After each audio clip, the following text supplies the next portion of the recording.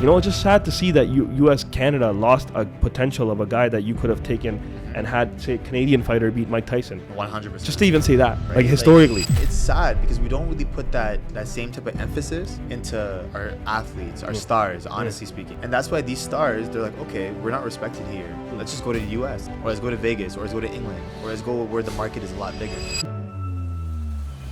Imagine you're running over for a girl. That's crazy. Like, you waste so much time on that. And it's like, okay, yeah, the person's like the mother of your child. Okay, 100%. Maybe you just work on yourself and then things will just fall into place. So what would you suggest men that are going through, you know, like breakups or whatever this BS, like Cinderella world they live in, how can boxing change their life? Like, what would you recommend about boxing?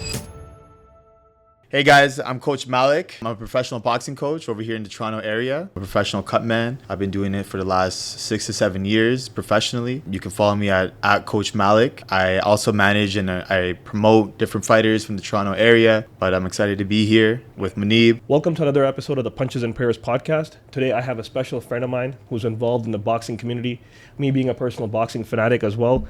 I was waiting to get him on here. He's been very busy with his fighters, and we finally got his time here. He's a person who's also another Pakistani brother who's been involved in boxing very heavily. He had an amateur career, and then he went into coaching. And today he's got a roster of fighters that are professionally competing in boxing here in Toronto. Welcome on board. Thank you, brother. Welcome, salam, brother. How you been? Good, alhamdulillah. Busy, but busy is good for business, bro. Yeah, man. So, Coach, I mean, I know your story. I know who you are, kind of. Mm-hmm. But for our audience that don't know, who's Coach Salman? Where'd you start? What was like sort of your, you know, upbringing and how'd you get here today? So, brother, you know, like I'm a first generation Canadian. Mm-hmm. My parents are both Pakistani. Mm-hmm. I was born over here. Mm-hmm. Like where I'm from in Brampton, I was born and raised in Brampton, Ontario. Like everybody fights, no matter who it is, where it is. All of us immigrant kids, we grew up fighting. You know what I mean? And where I was from, specifically Northside Brampton, like everybody would always fight. And for me, like, I'm from Brampton too, by the way. You're from Brampton too? Okay. From Knightsbridge area. Okay, 100%. I went to Kennedy. I went to Clark Boulevard. No way. Yeah. The high school? No, the elementary school. What's your high school? I didn't go to high school in Brampton, but I did my elementary there. I was there 5-6 years. Yeah. Okay, man. In the 90s. So you know, growing up in Brampton, like everybody, it's just a part of our, you know, the way that we all grew up, all of our guys. Mm-hmm. And for me, I always had this curiosity about fighting. I would always wonder why this would happen, why that would happen in a fight, especially in a street fight. I should have done this, I should have done that. So this is something that I've had for a long time, especially when I was younger. And when I was 12 years old, I remember watching Amir Khan versus Zab Judah. Okay. And that got me, I was like, whoa, like this is a guy that looks exactly like me. And he's doing this to this guy. And he's like at a world championship level. Like, I think I can do this. So after that, I was like, I told my mom and my dad, I was like, I want to go to a boxing gym. And at first they were like, what? What's wrong with you? Pulled back from that. They're like, no, play cricket, play this, play that. We're like, nah, I want to fight. So finally I went to a boxing gym, and the rest is history from there, honestly, man. So how long did you compete in boxing? So I competed since I was 12 all the way until I was 19. How many amateur fights? I had around like 10 to 15. But the thing is that where the gym that I was at was actually a predominant MMA gym. Mm-hmm. And then I went to a professional boxing gym. And that's what kind of opened up my mind about professional boxing. Which MMA gym did you go to? I went to this place called Dog Pound MMA. Yeah. And then after that, I went to Hard Knocks Boxing Club. Okay. And that was when... With Lee Baxter and them? With Lee Baxter and them. And that's where I got affiliated with Lee, with Samuel Vargas. My amateur coach over there was Sasha Belina. Yeah. So we were competing, but my mindset was like, I want to turn professional. That was my main thing. And what brought me to that gym was Samuel Vargas was fighting Amir Khan. Yeah. And that was somebody that I looked up to too. Yeah. So I was just He lost wow. Though. He lost though. He fought Amir Khan, and he also fought Nigel Benn. Yeah. Conor Benn. Conor Benn. Yeah. He fought Virgil Ortiz. Yeah. Sammy's a trailblazer over here in the Toronto area. He's fought the who's who. Yeah. And he's a great guy himself too. Yeah. He was never a world champion, was he? Never a world champion, but he did have minor titles, especially over here in Toronto. And we both follow each other on Instagram. I know that. Yeah, man. Well, you know how all the boxing community exactly. It's a small community, especially the boxing community over here. So it's very cool, man. But I was out in Hard Knocks. Shout out Samuel. Yeah, shout out Sammy, man. Yeah. But definitely, man, for him. And then going there, looking at these guys, seeing how they train, seeing their approach, like it got me super more interested into the professional game more so than the amateur game. But you never turned pro. I never turned pro. Why? I never turned pro because I never got the opportunity. Actually, what happened was I actually tore my rotator cuff, especially when I was competing for the provincial tournaments. I ended up tearing my rotator cuff. I ended up sparring, and then I tore it again. and then I was going off of it, and then it was just kept on dislocating. Yeah. And then I finally competed because I was on weight. And I remember, like, I got in the provincial tournament. There's 3 fights that you have, especially when you get up to the finals. And the first 2, alhamdulillah, I got through it, and it didn't pop. But I remember in the final, it popped. And then that's when I was like, okay, I need to get surgery on it. So, and that's actually how, like, I got into this training thing. It's pretty crazy because I never in my life thought I would be training guys. I'm like, I'll do it myself. Like, what the heck? Why would I tell this guy to do it when I can do it? But, like, it got to a point where, like, I tore my rotator cuff. I was, like, you know, doing surgery and everything. And then I was like, I still want to be involved in this game. So how I'm going to be involved in the game? And then I started training guys, especially in our area. Everybody wants to know how to fight. 100%. So I'm going to, like, my boys' backyards, garages, showing them how to do pads, showing them 1-2. And then before it just became an obsession, bro. And then I started going to the gyms, and then things started to fall into place, you know. So do you have to have a license to be a pro trainer or no? You do. Okay, So you have to have an Ontario license. Okay. And how do you get that? They look at it. You can apply online. Really, like, it's usually who you're with as a fighter. Like, that ends up bringing you on as a trainer. But you need to be qualified. You need to have different, you know, backgrounds in order to be a professional trainer. There's nowadays everybody's a fucking trainer, bro. Honestly, especially on Instagram, on like, Boxing Ontario and all that. But in the pros, the risk is a lot higher. Because you never know what can happen when you're getting hit with 8-ounce gloves on the head. So it's different. So I'm also a boxing fanatic. Like, I've been watching boxing since I was a child, and I defend boxing all the time. I always have fights with these MMA guys, right? Right. Just friendly fights. Like, in the community, we have a bunch of, like, MMA guys too. Okay. Here in Vaughan and stuff. And when it comes to boxing, everybody calls me, and when it comes to MMA, they call this other guy Bilal. It's funny, but I just think boxing's a great thing, man. Like, I've been a part of it my whole life, and it keeps you out of trouble, teaches you a lot about life and business. And if you apply the principles in boxing into life, like, you could literally change your life around. What do you think? 100%. Right? And for me, I'm so blessed, honestly, because I don't know where I would be without boxing. 100%, man. Like, I just do not see myself without it, honestly. Like, every aspect of my life has been somewhere around a boxing gym, or because I didn't beat up this guy is because I knew better from this gym, from this, that, whatever. So it's something that honestly genuinely changed my life, especially when I was 12 years old. These are years that are, like, transforming for a young man, right? And me being in a gym, it really made me who I am, and my values are completely different than somebody who didn't go to a gym or didn't compete or didn't have that type of pressure on themselves, you know? So definitely and it doesn't have to be what you start, like, when you're 12 years old, when you're a kid. You can start now when you're like 30, 35, 40, 50, 60. Like, I see people that are coming, like, are 60 years old that never laced up gloves, but they're obsessed with it now. Yeah, no, it's amazing, bro. Like, the thing I like about the boxing community too, even when we come to watch all the fights in the events that we go to with the United Promotions, and everybody's a fanatic. Even the older guys, it's like, you can only be a boxing fanatic or you're not. There's no in between. 100%. Do you know what I'm saying? Like, 100. Like, the casual MMA fans are more like the hockey fans. When their team wins, they come around, or when their guy comes, but they don't really, like, breathe and live it. Man. Like, me, it was like my whole life. Every Saturday night, I'd rather be at a boxing event watching boxing than going to the nightclub. Even back in the day, right? Like, I would tell, like, even if I was with any girl, I'm like, yo, we're watching boxing. We're watching boxing, baby. I remember I think I took a date out to, like, Canelo Mayweather. Oh, no way. Yeah, when Canelo That's Mayweather. A good date. That's a good date, man. 2012, bro. Oh my god. 2012. Okay. She's like, like, we're gonna go some nice place. I'm like, no, we're gonna go to a wing spot. We're gonna eat wings and we're gonna watch Canelo Mayweather. Let's go. Let's go. And at the end of it, a lot of them loved it. They all became fanatics. 100%. You know, so it's like, they're like, wow, like, holy, like, this is an amazing experience. And I went where I went to go watch Canelo Mayweather was this place where it was all Spanish people. Right. And they were all for Canelo. And I was the only Mayweather fan. How did that go? How did that go? Pendejo, this, that. And I'm like, no, watch. I'm like, watch my guy do this. Right, exactly. I was a huge Mayweather fan, you know. I was right, like, 100. even though not with everything he says, but in terms of his work ethic, man, like, this guy. Nobody did it better than Mayweather, man. 100%, man. Like, if you're to orchestrate a perfect career, it's definitely Floyd Mayweather. Too perfect. It's like, it's absolutely there's perfect. levels to perfectness. And, like, there's levels to it. And he's so smart because he would pick the particular fighter that he knows that's going to be on the come up, but he knows that he can go ahead and kind of flick him off at that time.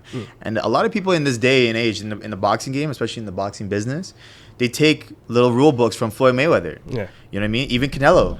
Canelo's the one who was in, Mayweather's little rule book. But now Canelo's doing the same thing, picking off young fighters, But even the way he trained, bro, like, you got to give the guy credit. Like, 100. Like, a lot of these young fighters, whether it comes to Shakur and Devin and all them, they all want to be the next and want to be Mayweathers. But they don't understand the work this guy put in, bro. Yeah, the work this guy put in the game, for sure, man. bro, it's insane. Like I've seen him train a couple times in his training camps. I've even seen him when he came to Canada. Bro, this guy at like 40 before he was fighting Connor was hitting the heavy bag. Right. 1 hour 40 minutes without a water break. No, 100. Just like little water here and there, but like no like real breaks. Right. The average pro, how long can he last on a heavy bag? Let's be honest. Exactly. 40 minutes? 40 minutes on the bag. Right, that's it. And he's done. He's tired. That's it. Yeah, right? that's it. This guy at 40 years of age was doing 1 hour 40. Yeah, man. And that's a mental thing, right? But imagine, at 40 years of age, that's crazy. And some idiots of these MMA community thought that their boy Connor is going to do that. Like the no fact way. that you believed that There's no way. the guy who can't even cardio run like 3 minutes on a treadmill exactly. is going to beat Floyd Mayweather. Like, you know when I watched that fight, yeah, and when Connor, just the way the stance he came in, I'm like, this is a joke? Yeah. And all these MMA guys are like, oh, our guy. We got him. And I'm like, you understand? Like, this is Mayweather's show telling him, like, yeah, hit me right now, and I'm going to just take you when I can. But any boxer would have knocked him out within like a couple seconds. 100%. Floyd made it into a show. Yeah, it was a show. And he made it into spectacle, and he still continuously does that, right? Like and he still does these exhibitions. He's the originator of these spectacles. Exactly. Like, Jake 100%. Paul wouldn't be anything without Mayweather doing this spectacle, right? 100%. All these guys that make these spectacles now, they don't understand. The originator was Floyd. They're taking the rule book from him, bro. 100%. I'm telling you, he's honestly more so of a phenomenal boxer. He's a phenomenal businessman. 100%. Phenomenal. Yeah. Like, honestly speaking, I don't think there would ever be, as much as like he has his own opinions, which are crazy the way that he is. But like, I don't think there will ever be another Floyd Mayweather. I don't think so. I'll be real with you, man. I just know how much work it takes, bro. Like, we've been around the boxing game, bro. Yeah. It's a brutal sport, bro. Brutal. Like, me at, in my 30s now doing it, like, bro, like I love the pain. Like, my nails are always messed up too. Right. You see this? Yeah. Nail that just grew up here. Right. It just grew right now, but it was all broken. But right. just the amount of perseverance, like the average person that watches boxing does not understand the amount of homies that try to make it on that stage to get that paycheck. Yeah. And how many end up died in the process, how many end up like, and they were all good. And the difference between the guy that made the millions and the guy that didn't is like millimeter differences. Bro, it's millimeter differences that make that difference. And that just could be like, whether it's 1 hour in the gym versus 1 hour, 1 minute in the gym. For sure. 1000%. Right? It's unbelievable, especially at the highest level. 100%. It's like literally the night before you slept, how did you sleep? Correct. Did you sleep good? No? Yeah. You had an okay sleep? All right. I got You're one done. on you.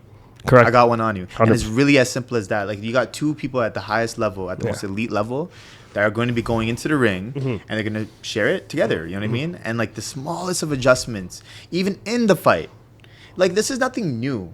You know what I mean? Like in battle, like we come from a Muslim lineage, right? Yeah. In battle, our Sahabas used to make adjustments on the battlefield. Yeah. Right? It's not going the way that they need. Yeah. They're going to make an adjustment. 100%. Now we live in this 24th century, right? 21st century. Like, that's what we're doing at the moment. We're in a fight. We have to make an adjustment now. And for me as a trainer, as a leader, I have to make that adjustment for my fighter because he doesn't see it. Or maybe he can make the adjustment in the middle of the battle, So just like that. And the thing about boxing is that the reason I like it more than MMA, even though I watch MMA too, and I try to tell the MMA guys, like, it's a measured sport of one skill, which is punching. Your MMA has so much different factors. You can't measure. It's hard to measure who's a better all-round fighter. It's a compromise of everything. Right? Correct. Right? So here, the measurement is there. It's like, who can beat the other guy in one thing, whether it's heart, whether it's this or that. And, going back to Mayweather, a lot of people don't know this, but I always tell, like, people think that, the controversial fight that I think that Mayweather had was with De La Hoya, 07. Yeah. A lot of people say that, yeah. Some people say that De La Hoya won. Some people say Mayweather won. Right. And it's crazy to see because I watched that fight many times. I see that Mayweather won in the end. Right. However, if they gave it a draw, I'll be okay with it. Right. Where he messed up was after the 9th round, De La Hoya has no gas tank. Yeah. And what's crazy about De La Hoya, if all of us that seen boxing, personally, this is my analysis because I just understand the psyche. After De La Hoya lost to Mayweather, he went into that crazy spiral spin of like drugs or whatever 100%. Because he gave his whole life in that fight. 100%. People that haven't seen that fight do not understand that a man gave his whole life. Yeah. And after that, he's like, I don't have any more. Right. In the corner, he's like, I don't have. He goes to Freddie Roach, I think was it? In the corner? It was Freddie Roach, but he used to be Ashley Floyd's dad. Yeah, no, but he stepped off for that fight. Right. A man gave it his all. Yeah. And then the crazy part about De La Hoya is, when he went to the promotion scene, he tried to beat Mayweather through his fighters. Exactly. And he still didn't. And that's what mentally... People make fun of, like, De La Hoya or say, like, he's mentally ill. I'm like, bro, do you blame him? Yeah. This guy was trying to be great. Yeah. Like that's another great fighter that people don't talk about, that they don't 100%. understand. Delo Like is this a guy, phenomenal fighter. Fought everybody in his era. 100%. He's a who's who. But the fact that he came close to beating Mayweather, and he was much older than Mayweather. Right. What's the age gap? Like 6-7 years? Yeah, something around that. Right? Yeah. And for me, it's like the history. The way I look at it is like this guy tried to beat him, didn't beat him. Then tried to beat him the other way with promotion. Didn't beat him there. Didn't beat him there. And he's always doing these mental episodes because of that. Right. Because he was just obsessed with beating him. And now finally he says Mayweather was a better man. Yeah. He says that now. You have to. Now you got no choice but to. But I think that was the greatest rivalry. Yeah, I think that definitely was. And it was like, you got to see how it was built because of the top rank. Because top rank, 100%. like, you know, Floyd Mayweather was the guy. And then obviously then De La Hoya came in, Olympic gold medalist. Whereas Floyd was the Olympic bronze medalist. So he was robbed. De La Hoya, he was robbed. He was robbed. He was robbed. But at the end of the day, he got a bronze and he got a gold, right? But that's what made him who he is. Exactly. Who he is, right? And that's what made him into who he is, man. Yeah. And like, but going back to what you just said, like the mental thing, in order to get to that point, you need to be like that. You need to lose your mind in this game, right? In order to be the number one guy, because you're not going to. Look at the pool of fighters that there are in the world, right? And then look at the pool that's at that level. And then look at the pool that's going to be a world champion. And look at the pool who's going to stay as a world champion. And then look at the pool who's going to be an undisputed world champion. You know what I mean? The pool is so small, and you need to be absolutely obsessed with it. And I don't blame him. Yeah. Like, if you're really going to be that guy, then you should be crazy. Yeah. No, I would go crazy in the process 100%. And 100%. You got to give him credit. He tried, bro. Most people wouldn't try. He tried. He signed up Canelo. He signed up all these guys to say, I'm going to put them in. Maidana, he put all these guys in, saying, I have a chance. And Floyd just X'd them all, bro. X'd them all. And Floyd came in. But, like, I would say nowadays, like, in this, like, if you look at it now, like, definitely Golden Boy Promotions is way better than Mayweather Promotions. Yeah, there's all beef. Kind of fell off with that. Yeah. But Mayweather's doing the exhibitions where he's making way more money than... Yeah. It's always like a push and pull. It seems like those two have always been having their rivalry. You know what I mean? But De La Hoya definitely in his era of fighting, he fought the who's who, man. Pernell Whitaker, you name it. Who else? Bro, like Floyd. You got like so many different champions that he fought Chavez too. He fought Chavez, Tito Trinidad, bro. Everybody. Like legendary fighters, man. And like he's come up on top, he's come up short, but the thing about him is that he's fought everybody in his era. Shane Mosley twice he fought, right? Yeah. But even Floyd. Yeah. But you got to give it to Floyd because he beat them. Yeah. You know what I mean? 100%. That's what I'm saying. Crazy. Like, you can hate the guy, but bro, you cannot if you just understand what boxing is and how much work is required to be on top, and the fact that you made that much money and not got comfortable, bro. Like you can't. It's an anomaly. It's you're only born Floyd Mayweather. You can't. Like that's a gene that was given. Like God said, you know what? You're going on this earth to box. 100%. Right? Like 100%. Like, you hear his stories when he was growing up too. Like it was this one story about him. His sister will give him like his books to do like his homework. He's like, nah, give me a piece of paper and a pen, and you just be practicing his signature. You know what I mean? Like you just know when you're destined for something, you're destined for it. You know. Yeah. And this dude was definitely destined to fight. Definitely. In fighting, he's always going to be my favorite fighter. 100%. For me, at least. 100%. And I don't care what anybody says. I'm like, listen, for fighting, you guys don't understand what this guy's done. No, 100%. You have no idea. Like, you got to give it to him, bro. Yeah. Like, even as, like, I feel like as a person, he's probably an asshole. Yeah. He's probably a shitty person. But I'm saying, give that money to somebody else and see what they turn into. No, exactly. And they won't even perform. Most of them. Exactly. Most of them won't even perform after that paycheck. Exactly. Right? You gotta give that. Yeah, it's actually a good analogy. You know what I'm saying? Yeah. So, like, I'm talking about just boxing alone, man. Like, he was the master of this game. Yeah, man. Right? Like, I've seen a lot of guys train and stuff, but I'm telling you, like, at 40, this guy was hitting the back for 1 hour, 40 minutes. That's crazy. There's videos on YouTube, bro. Yeah. There's videos where Haney and Gervonta are watching him, and they were like the kids watching them. They're like, on the back. Yeah. They're like, how? Like, how? Right. Like, how? And a clean fighter never drank. Yeah. Like, I was in Montreal in 2015, and you know when he fought Berto? Andre Berto? Yeah. So he retired. Remember how he said I retired before he did one more? Right. So he did a world tour and he came to Montreal and he was a whole party. And I was in this party, like with a bunch of my friends and stuff. Mm-hmm. It was at this place in Montreal, this place, I think called the Beach Club or something like that. Okay. So he was there and he brought like 40 of his entourage and a bunch of other fighters were there. You know, John Pascal was there. A bunch of these Adonis Stevenson, all these guys were there. Yeah. Everybody's getting drunk and he's just drinking Nestle water. And he's retired, bro. He's drinking Nestle. He's like, and I went up to him like, yo, you actually didn't drink? He's like, yeah, I never drank. No way. He never drank alcohol. That's true. And he never did anything. And these other fighters are probably fucked up, drunk, drinking, look at all the fighters. Fun, look at what happened to Adonis Stevenson. Yeah. Sad, bro. Sad, bro. Yeah, sad. That's a tragedy in its own, bro. Yeah. The fact that Gawazdik did that to him. Yeah. And then better be a retired Gawazdi. know, yeah. That's the crazy part about the whole trilogy. Like, people don't get this So shit. Montreal came on top, bro. Yeah, That's yeah. what that means. But see, you see how much I've been watching boxing my Yeah, whole life, bro. bro. And I look That's at true. I look Love at the that. stories, you know? Stories, man, and It's what just happened, these little things. Yeah. Like, if you know, like, Adonis Stevenson's story, a lot of people say, like, it's kind of like a life's full circle coming around to him, because he used to be a pimp. Yeah, I know. Like in Montreal, Yeah, I know. and like he went to jail for being that. Yeah, You know what I mean? yeah. And then he found boxing, Yeah. and then all this happened, and he became this millionaire, and then boom, Lost it all. He's Lost back. it He all. lost it all now. Yeah, and his wife Left like, him, yeah, I know, left yeah. him, and the Let her- whole thing, yeah. and it's crazy. Took bro. the daughter away from him. Took him to Dubai, whatever. Literally, and she's rich. Yeah. If you go to her, if you look at her Instagram, like this girl is living. Yeah, but you know what well, she is, bro. right? Like, you know what she is. Like, we all know what she's doing. Exactly. That's the OnlyFans situation. Oh my god. Yeah. Anyways, whatever. Yeah. To each their own. I know, to each their own. To each their own. But what I'm saying, Adonis Stevenson, Bernard Hopkins was also a pimp too. He went to jail too. He went to jail too, Yeah, man. but I think drugs are pimp. What was he? I don't know. I think, yeah, One or I the think other. it had to have been something like that. But he learned boxing in jail. I know. Yeah. So that's pretty unbelievable. Yeah. And And he's his good. career is a definition. We're talking about Floyd. Yeah. Like, look at that Bernard Hopkins, bro. At Well, 51, yeah, bro, he's this still guy's a fighting. world champion, Yeah, bro. he's crazy. That is unheard He's of. fit, bro. He's so fit, Fit. still. Even Yeah. right now, bro, the guy dresses up. He looks, Bro, looks look better than most. these. Yeah, man. he's these, bro. Mashallah, he's Muslim. He I converted know, to Islam I know, too, I bro. know, It was I just know, like, I know. whoa, you know? Like, Yeah. He he's just says some that whack good. shit though. Some of his speeches just are love pretty it. whack. Yeah. He's full of himself. Really? Yeah. Oh, he is. Yeah. Yo, he's the type of guy, like, he just keep rambling. It's like, okay. So right now, let's talk about you. You Yeah, have how brother. many fighters on the roster? Yo, alhamdulillah, man. Right now, we got around 5 guys. We got another guy that's going to be coming down from Yeah. Ottawa. Yeah. So right now, we have our head fighter right now that's at the age of 29. He fought for a WBO Intercontinental title out in Switzerland. His name is Jisoo Lee. Yeah. He's And- from Korea. And he lost that fight, right? And he lost that fight. Yeah. We took a B-side fight on a Yeah. 4-week notice. Yeah. But Well, he got no knocked out risk, or no was it reward. decision? Was it It decision? was decision. Yeah. Decision. But he's the type of guy, like, he'll go out on his sword. He's a pressure fighter. I think you've seen him fight. I've seen him fight, yeah. Like, he's a phenomenal come forward fighter. Very accurate.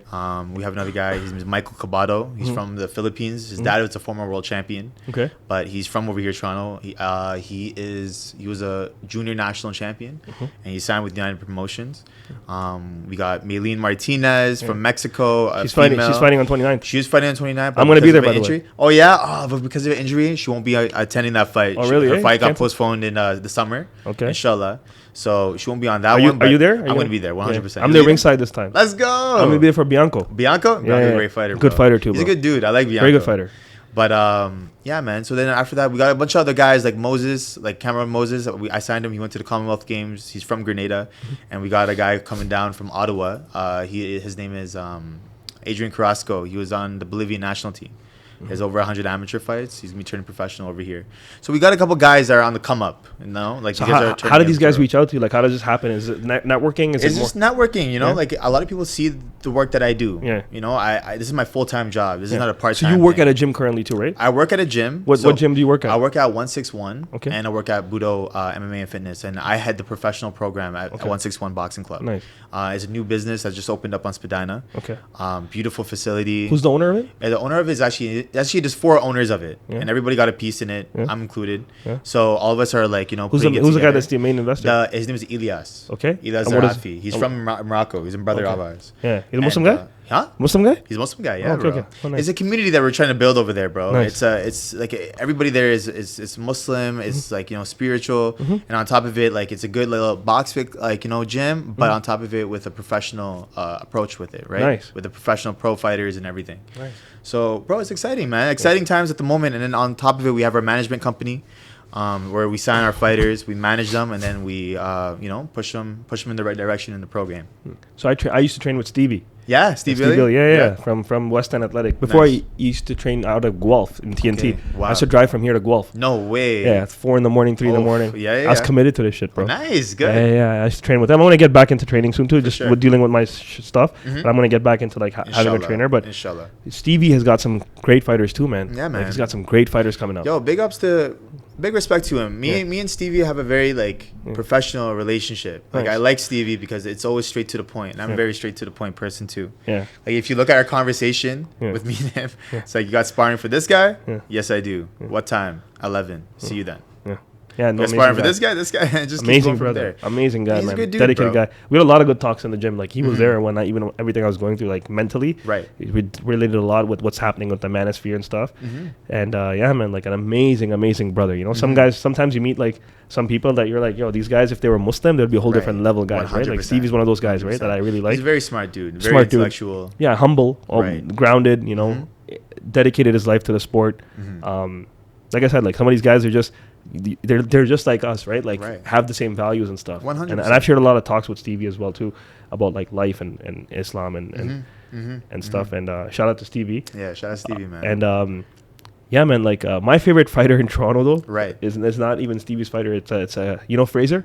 Joshua Frazier. Yeah, I love Fraser. Man. I love his style. Yeah, I just think, cool. and I believe he has a lot of potential if he's 100%. promoted right. But For sure. boxing in Canada isn't like that's the problem. Like the government's not really involved, and the promoters they only try to get a certain level, but I think we're still far away. And one of my goals in life, like if God permits me, is to be the catalyst of change of boxing in Canada. Because Inshallah, man. even when I look at the story, like let's say Lennox Lewis, Right. like you speak to Lennox Lewis and you're like, hey man, like there's a documentary on him. Like I don't know if you've seen it on No. if you there's a whole documentary on the Lennox Right. Lewis story. This guy wins the gold medal for Canada. Here in Canada, yeah. He wins the gold medal. They give him no bag. No bag, no. Okay, like Yeah. bro, this is your first gold medalist Right. In boxing. in boxing, Yeah. and they just ignore it. Yeah. This guy has to go to England to get a bag Exactly. because he had a citizenship. Yeah. And Luckily, then gets the bag. like imagine if he was Canadian. Yeah, he's screwed. He's screwed. He has like, no he's option. Gonna be here. Yeah, and he's probably not gonna get make no it anywhere. opportunity. Correct. He's an Olympic gold medalist. Yeah, Khalas. guy ends up beating Mike Tyson. Right. Right, Yeah. and he was one of the best lineal. People Undisputed. understand. He's one of the last before Usyk. Before he was the Usyk. guy. He was the guy in Yeah. heavyweight. Yeah. And you know, it's just sad to see that U.S. Canada lost a potential of a guy that you could have taken and had, say, Canadian fighter beat Mike Tyson. 100%. Just to even say that, Yeah. Right. like historically, Like we have. It's not like we're short of talent, bro. 100%. Like I lived in Vegas for 2 months. Yeah, Like we had fighters that were training out in Vegas, and the guys that are based in Vegas are the ones that are probably gonna be fighting for a world title. Let's Yeah. be real here, right? Yeah. Or are gonna be making the real bag. 100%. And like our guys are over here, like They have schooling jobs, them. bro. Our guys have three jobs to pay for their careers. Bro, I kid you not. Like Jisoo Lee, Yeah. bro, this guy fought for a WBO Intercontinental title. Yeah. He made like a bag on that. Yeah. But he was working at a sushi restaurant, filleting fish. Yeah, And then he had to call in, like, okay, I'm not coming in for a week. yeah. And that's that. That's most fighters. We don't have full-time fighters here, bro. But even- imagine if we did. Yeah. But Like- even then, like people don't realize how hard this sport is. These guys are working 2 to 3 jobs Right. to pay for their trainers, their meals, their careers, and then get rest and somehow still compete and get to this level. Bro, you don't understand how hard that is. 100%. But I think that part of it makes you harder too, Yeah. right? You want it clearly more. But it's just sad. Like, don't you think, like, in Canada, like, how... Like, and it's the same in any sport in Canada. For Yeah. example, I don't know if you know Canada, Toronto MLS, TFC won MLS, right? Right, in right. 2017? Yeah, yeah. You know the star player, Javinko? Yeah. You know he's a local resident here in Vaughan, bro. No way. He lives like 3 streets over. That's crazy. And guess what they gave him? He's the coach of the Juventus Academy here, the one in Vaughan, like that soccer academy. Bro, no one even recognizes him. I see him at Starbucks. I'm like, yo, Javinko. And there's no one's like, he's like, yeah, man, what's up? No one's like, yo, That's this crazy. is Javinko. This Imagine is you're him. like Ramos, Ronaldo, Right, and whatever. you see him in Spain? In Spain or Like, whatever. bro. Like, you can't even walk. Unbelievable, Right? yes. And here, this guy brought the MLS for you. Yeah. And he's just a forgotten hero kind of thing. Done, right? Like that's the thing, right? Like say Lennox Lewis. If Lennox Lewis was walking around here, do you think anybody would recognize him? Let's be People honest. don't. In Canada, they'd be like, Yeah. who the fuck is this guy? Yeah. Right? Yeah. Like it's sad because we don't really put that same type of emphasis Yeah. into our athletes, our stars, honestly speaking. Yeah. And that's why these stars, they're like, okay, we're not respected here. Let's just go to the US. Or let's go to Vegas, or let's go to England, or let's go where the market is a lot bigger. And that's what happens, right? Like right now in Canada, when it comes to boxing, because I know boxing, I don't know about the other sports, but I know when it comes to boxing, we have a very local boxing scene. Yeah.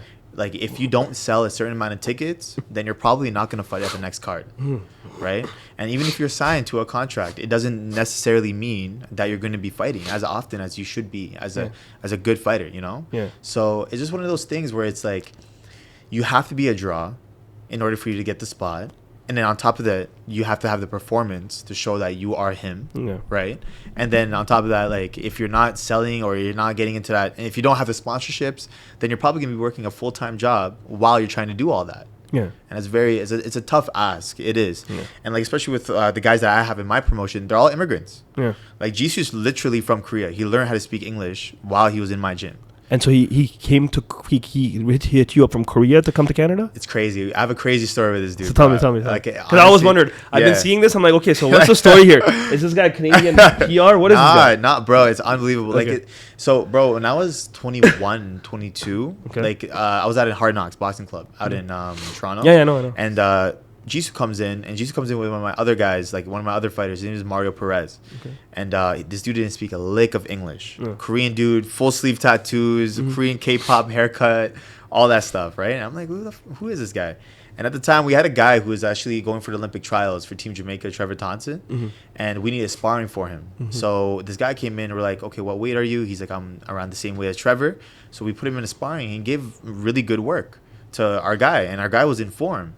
So we're like, that immediately caught my attention. I was like, who is this dude? And I asked him for his record. Bro, his record was 8 wins, 4 losses. Okay. And boxing, that's a bum record. Yeah. So that means like your career is dead in the mud type thing, right? And I asked him, I was like, how, like what? Like your record, your fighting skill doesn't show that your record is like that. And he was just like, I just didn't get the right fights. Like he fought for a 12-round world title fight in his 11th pro fight, which is unheard of.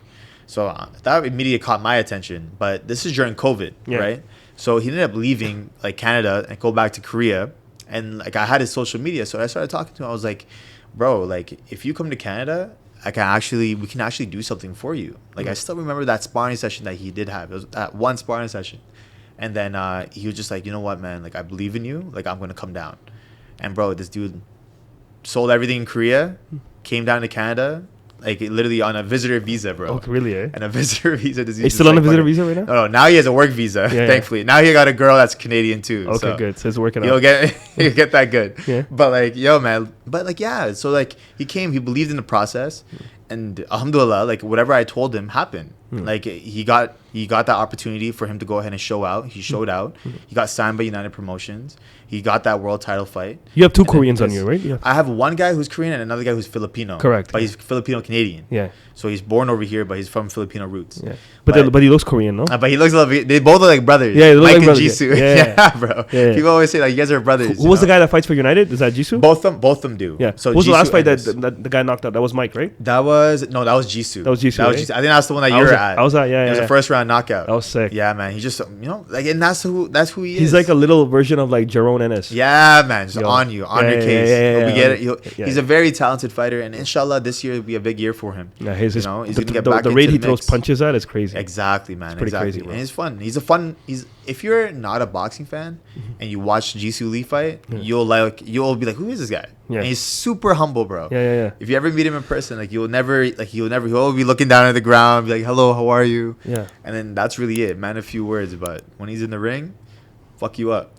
So recently, man, like, just to talk about certain things, I know we talked about it. You had the death of your mother, in LA when Rajun. Like, how was that, man? Like, I can't even imagine how that felt. Like losing your parents. I haven't been through that. Yeah. That must be really hard, man. Like, how was that whole process, and how did you mentally get ready? And were you there at the you helped lower the 100%? Yeah, man. Like it was just like 3 years ago. My mom, like, she had like a sudden loss of weight. Yeah. Right.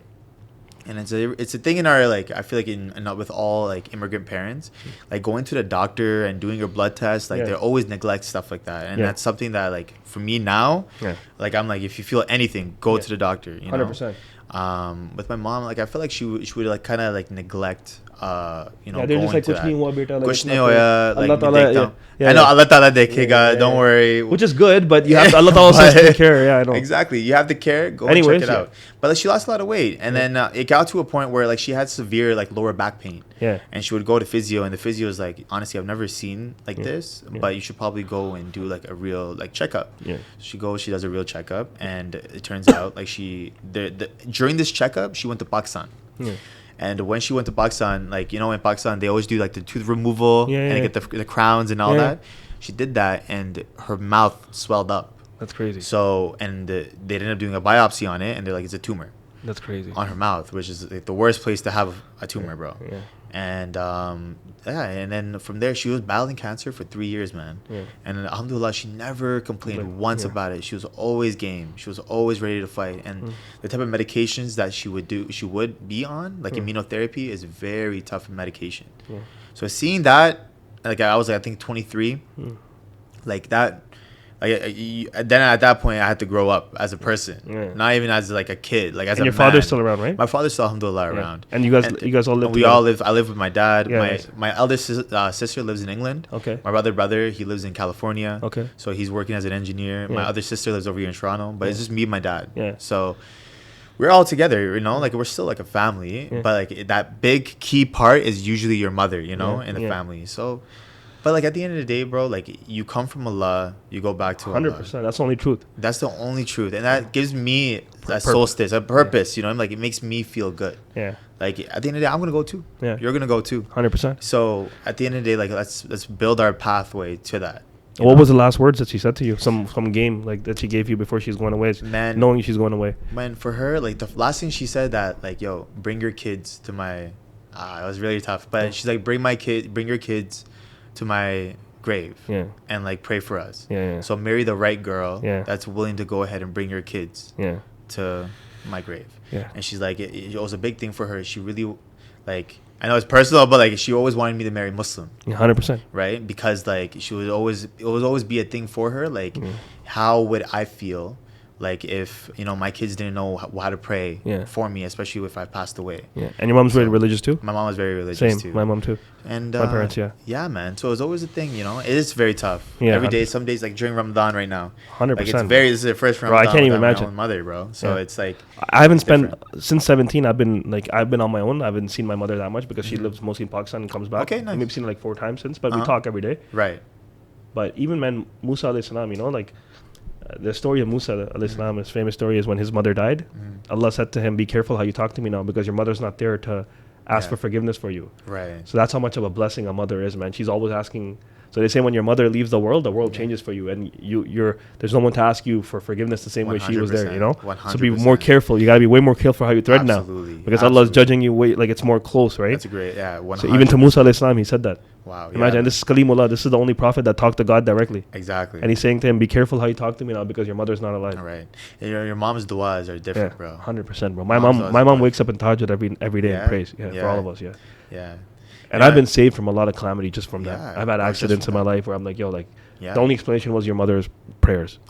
Literally. There's no other explanation. That's what protects you, bro. Yeah. You know what I mean? Yeah. Like, it's like I still, like, to this day, I don't feel like I'm alone. Yeah. Like, I'm gonna be real with you. Like, a lot of my sisters, they're like, yo, like, for me, like, I'm not a cold person, but like, I take things for what it is. 100%. And I try to find reason behind what it is, why this happened, and now going forward, how do I have to behave from it? Yeah. So I like to check myself. How many funerals have you been to before your mother's? This is my first one. Okay. I knew I was going to get to that. Yeah. And this is something that I always said that lacks in today's generation and Muslim community.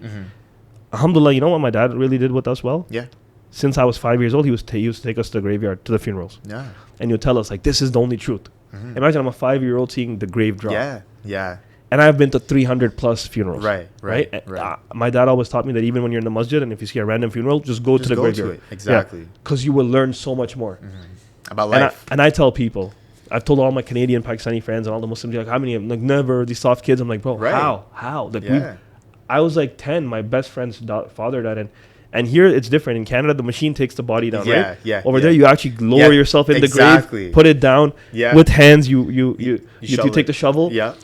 And I remember that feeling. But like, and you've seen it once now. Yeah, I know. It's a different feeling, bro. It's a completely different, and you leave it a different person. 100%. Honestly, bro. And like, it's a good thing and a sad thing, but I would say it was more of a good thing. Because now my perspective of life is different. I'm sure a lot changed. A lot has changed. I'm sure you're like, when you see that, just to see that sight, like, especially when that casket just drops. Exactly. It's like a flashbang grenade just hit. Exactly. And there's just silence. It's just silence. And then the dua happens, and then people start crying. Right. But even then, bro, like, I've sat in funerals, and I was like, you know, I play a mental game, like, let's see who leaves the first, who leaves the last. Right. And it's usually the immediate family left, but they have to go back to their life, bro. Right, man. They can't be there all night. Exactly. And Right? that's what happens. And that's where the real hisab happens, bro. And that's why I tell people, bro, Yeah. like, the only love you gotta have is for Allah, man, because you know. come alone and you go alone. And to expect from human It's beings, true. like, so many people are attached to so much, things in this world, and they're like, my wife and this. And I'm like, brother, you're all gonna go in your own grave. 100%. This whole 100%. artificial rules that you made in this dunya about, like, my wife and this and happy wife and that. It's none of this shit exists, brother. Yeah, like if you honestly, if you put that into perspective, Yeah. like that makes no difference. Yeah, like, That you're makes no going alone, difference. and You're the only gonna thing go that's gonna alone matter is your deen. regardless. Exactly. And that's the thing I tell all the youngins out there now, man. Like, Mm-hmm. I don't care what you're doing, whatever jahili you're doing, man. Keep your deen straight still. Exactly. Pray your 5 prayers, get up for fajr. You can't sell your deen. Right? Literally, Because bro. how sad is it? The guy that says, I was just a good person. In Allah's eyes, that's not good. That's not good enough, Right? Yeah, Like, man. even Hoblo said all the time, he Yeah. says, the person who commits zina, does robbery, kills people, but yet he prays 5 times a day, Yeah. is still better than the person that does nothing I know. and still doesn't pray. Right. Because that's Allah's haq, bro. That's Right. that's farz on you. That's true. It's 100%. not like you can be free. There's no question. Your 5 prayers are like, oh, you kind of have to. No, you have to. You have to, Right, as a Muslim, right? 100%. And And- like it's crazy because there's still some people that during Ramadan they don't even get their 5 prayers in. Stuck for the level. So it's just like, bro, it's like yeah. then you obviously your priorities aren't the same. Well, You know what I mean? Sallallahu Alaihi Wasallam said, right, the difference between the believer and the non-believer Right. is salah. Namaz. Yeah, That's exactly. it. Uh-huh. So like even the guy that says I'm Muslim but you don't pray, according to Rasulullah, you're not Muslim. yeah, 100%. You could say you're Muslim, Yeah. right? Yeah. But according to Rasulullah Sallallahu Alaihi Wasallam, of the hadith of the Prophet, you're not Muslim, It's true, bro. right? Yeah, man. And like I think it's such a big thing, and especially in this society, bro, that we live in. Mhm. Like for me, bro, like if you're a Christian, bro, perfect. Mm. If you're Jewish, bro, perfect. If you're all that, if you at least believe in God, bro, like respect, honestly, bro, because we live in a day and age, bro, that so many people are so anti-God. It's a godless society. Yeah. It's a godless society Yeah. that it's like, yo, you have no drive, you have no wallah fear Mhm. in anything. Then, Mm. like at least like when we're walking in a street, we know that if we do something, I mean, if the cop don't see it, at least somebody's Allah. seeing Yeah, it. yeah, yeah. You know what I mean? Yeah. But like that's why like I'm always like everybody's just like, yeah, I know, but I'm not Muslim or I'm not this though. I'm like, okay, you believe in God though, right? Yeah. And then they're like, yeah. Okay, but bet then you know better then. Mhm. You know, like you talk to God, right? Yeah, but like but then you know better. So ever since your mom's death, do you think you became more religious? 100%. Yeah? 100%. And how long- I went it's been from a year now, right? It's been a year. Yeah. Not even actually a year. Like I think it's been around like 8 months now. Yeah. But 100%, I went from a person that I would just only pray Jummah. Yeah. You know how us, like your old man Pakistani kids, yo, like, yo, we'll go to Jummah, bro. We'll go to Yeah. Jummah. I'll see you at Jummah. But that was really it. Yeah. And then ever since my mom passed away, that was literally her last words to me. Yeah. Like, pray your namaz. Yeah. And from there, I was just like, you know what? Now we can start praying. So I would wake up at Fajr. I haven't missed Fajr since. Mashallah, bro. Alhamdulillah, bro. Like, Well, Fajr that's prayer the is least. different. That's the Fajr least. And prayer now is looking different. at it, But listen, Fajr prayer hits different. yeah, bro. it does. I pray Especially- Fajr. Ever since my separation, the one Right. thing I tell even like all my friends are like, Yeah. I don't care whatever happened because Mhm. you know why? That since the night of, Mhm. I've never missed a Fajr prayer. Not even intentionally. Yeah. I just came home and I've been waking up for Fajr since. Right, and it just becomes your process. It's like your Man, daily. man. Like I'll take a shower, boom, okay, Fajr, let's go. When you do Fajr, bro, it's like Allah's with you. That's the only time. It Like, is. it's so like just you and Allah Yeah, alone. and like the dawn. and Yeah, it's it's such a different different feeling. feeling, bro. 100%. Honestly, alhamdulillah. Like I tell all these kids, I'm like, bro, you can't miss Fajr, man. Yeah. I wish I did it earlier. It's like doing your bed. you like know? you're 28, you started it. Yeah, So I started it like 2-3 years ago, Fajr, because I used to Right. miss. I used to do like twice a week. Right. I would miss it. I would do qaza, but I was like, that was my hardest thing. I would pray every single one of them except Fajr, right. and now right. I pray Fajr too. Right, Right. And right. Fajr is just a different level, bro. It does, bro, and I really recommend that. Mm.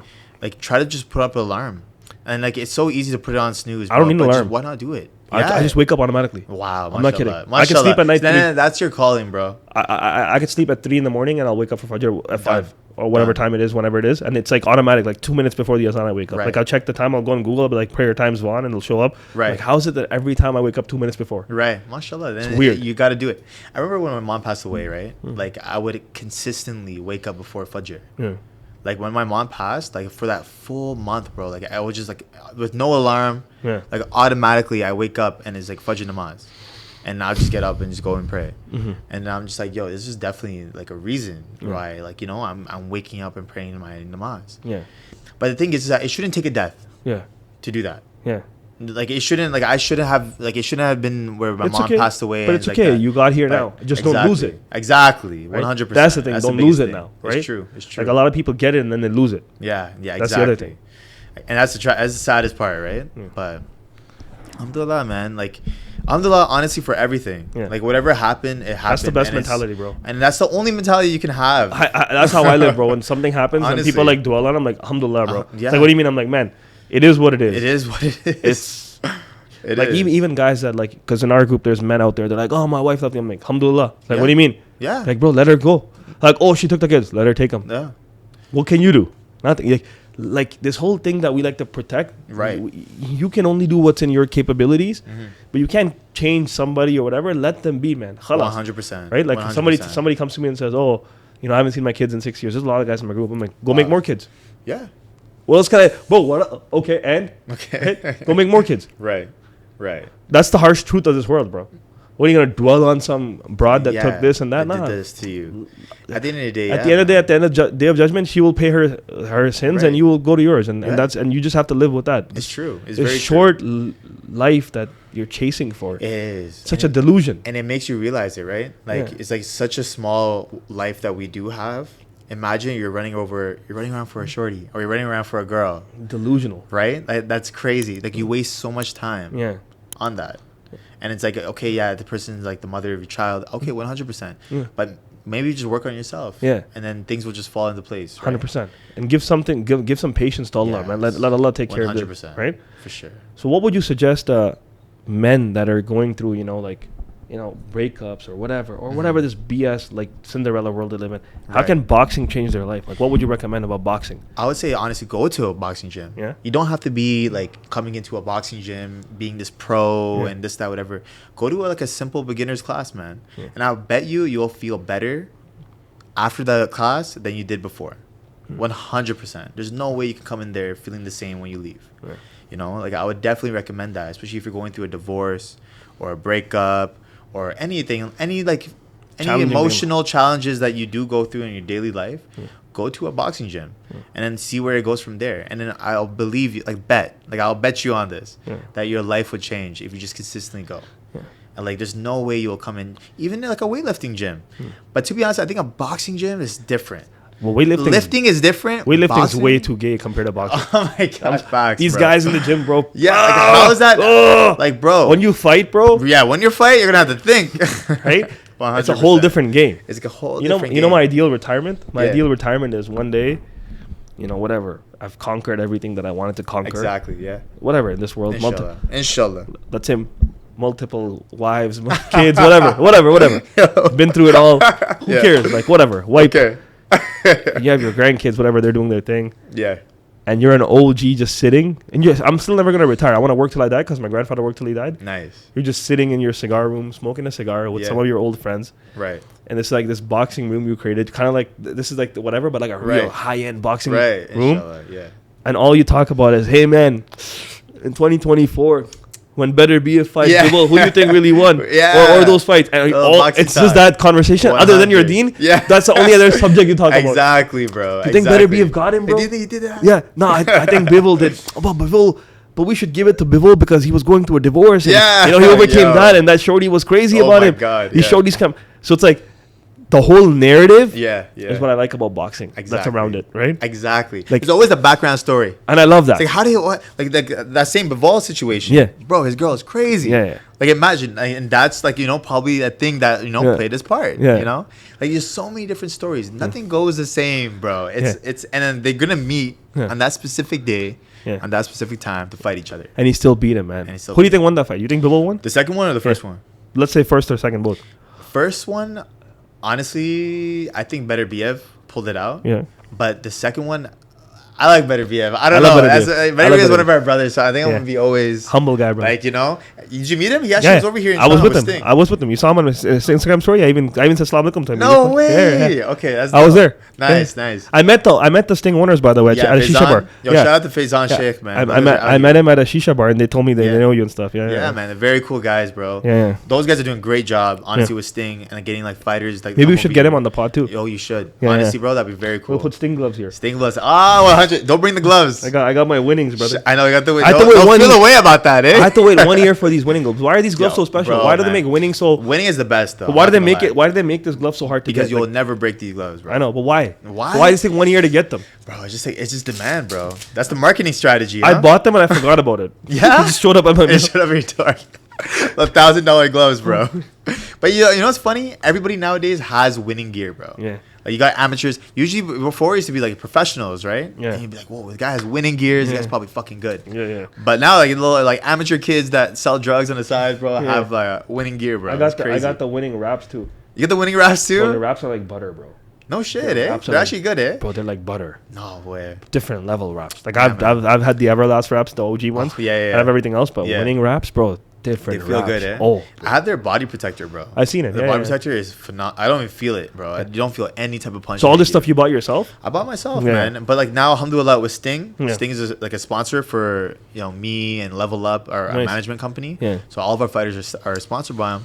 So now, like, I get Sting gear Yeah. for free, alhamdulillah. And Nice. like, I represent them, and it's good gear too. It's very, very solid gear. It's very like long lasting. What are your goals with boxing? Where do you want to get to? What pinnacle do you want to reach? Inshallah, I wanna. The work that I put in, bro, is from 4 a.m. until 10 p.m., bro. Yeah. Like, I kid you not. Yeah. It's like all day I'm putting in the work to make this dream come true. Yeah. And I don't see myself slowing down for anything. Yeah. So if I didn't, like, even when the passing of my mom, Yeah. I was still working. Yeah.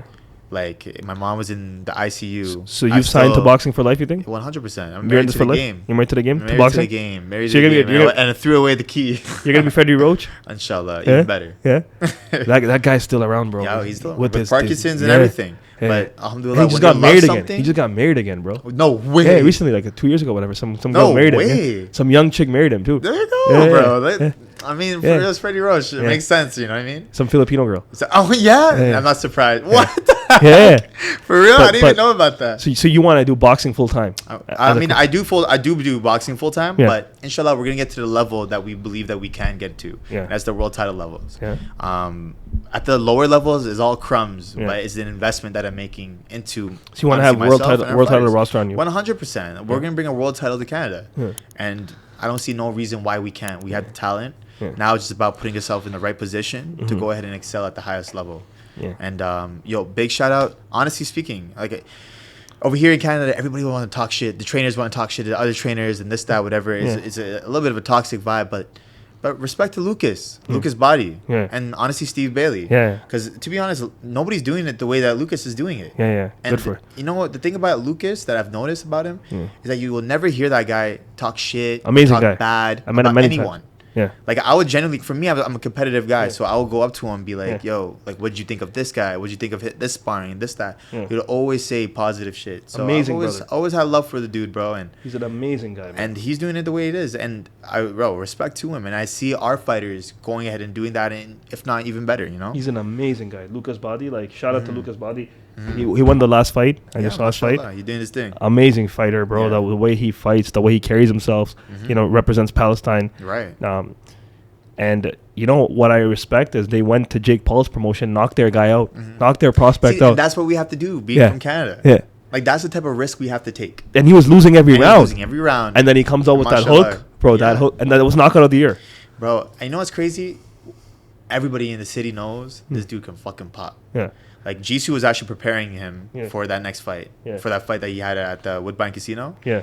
And Jisoo did his thing with Lucas, but like we knew that Lucas can definitely pop. Yeah. So it was always just being alert with that. But Yeah. this dude can fucking crack. Yeah, like it's a crazy. truck. I've seen him knock guys out in sparring, Yeah. and it's like, Amazing fighter. the fuck. Amazing fighter from Toronto, man. Shout out Yeah, to Lucas. mashallah, good for him. Yeah, He's man. gonna do his thing. And then the fact that whatever happened to the fighter that he did knock out, he's not nowhere to be found now, right? Nowhere to be found, man. What? That's crazy. And he was signed with Jake Paul, I think. Yeah, he right? was like one of the up and coming But I'd prospects. imagine they'll probably offer Lucas a rematch with the guy. Yeah? I don't see them. Maybe even the next fight. I don't know. That's his business. That's his thing. You think but they gave him a good contract? Lucas? Yeah. MVP? I'm sure they did. Yeah. Like Lucas is smart. He probably negotiated well with Yeah. them. And I'm Like- sure like they're gonna bring in women's boxing here too now Oh, because 100%. MVP wants to. You know that girl that I just saw fight? I don't know her name. Like on the United card, on the same Lucas card, tall girl. She's Olympian. Yeah. forgot her name. Amazing fighter too, bro. She won really, really like by big margins, like bro. Right. Amazing fighter. Right. I was like, yo, Canada has talent, man. Canada does, bro. We just need the opportunity. Yeah. Like, we got the guns. Just let us shoot. Yeah. You know what I mean? Like, that's really it. And give us a fair chance while we do it. You know? Like, we had to go all the way. I mean, the first opportunity that we got was with Jisoo in this December. And we had a 4-week camp. I mean, they called us up last second to go all the way to Switzerland, where there's an 8-hour, 9-hour difference in the timing. They were going to give us 3 days to get acclimatized. You can't acclimatize in 3 days. So I had to negotiate, fight with these guys, try to get us a week there. We get a week there. And then on top of it, like the time difference, the weigh-in, all that stuff. It's always I want to play little mind games, right? But I feel like we've gotten that experience now, and next time we inshallah shoot, it'll be no less than success. For sure. Inshallah, man. I'll be watching your boxing journey. Inshallah, brother. And I'm gonna be a part of it too. Inshallah, you absolutely will, in some form. Let's go. I'll come to your gym sometime too. We'll set up a session. But I really respect that you came out here, man. Love, thank you, brother. And I wish you nothing but the best. And you know, may Allah give you more success and more blessings in this life. Bless. With that being said, we're gonna end this episode. Thank you for watching this episode. If you like our content, please don't forget to like, comment, and subscribe and share to our channel. And if you are a boxing fanatic, you know where to find. Where can the audience find you? You guys can find me at Coach Malik with 2 Ks. And you can find me at your local fight card.